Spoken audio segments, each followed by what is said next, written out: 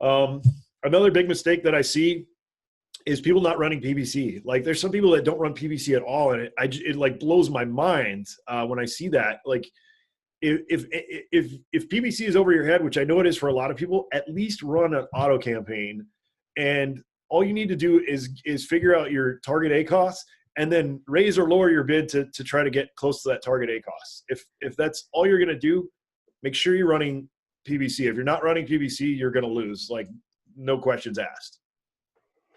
Yeah, and I would challenge anyone out there who is not currently running PPC. If you think it's over your head, you got to learn this stuff and make it not over your head, because Amazon PPC honestly is maybe the simplest advertising platform out there when it comes to the internet. When you compare it to Facebook ads or Google AdWords, those two platforms are infinitely more complex than Amazon PPC. It's not that difficult to learn. Yep. And it's so important, like Andy is saying, so important to an Amazon business, because it's the only one that is directly connected to your Amazon products, that is very easy to track, is actually showing up on Amazon. So right. if you're not fluent in Amazon PPC, you definitely need to become fluent in Amazon PPC. Yeah, and the other thing with Amazon PPC as well, which a lot of people don't realize, like you were saying, is it's the only way to actually get stats on what keywords are converting for your product. So like if you're running an auto or a manual campaign, you can go and pull your search term report and see that, if I'm selling this marker and I see that magnetic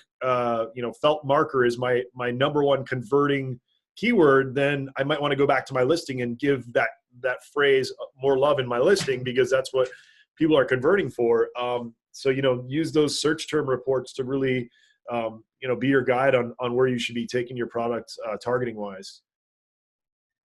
Absolutely. To get that same data through Facebook ads and Google AdWords is like some real ninja level 10 stuff that you almost need to be like a developer to figure out. Yeah, for sure.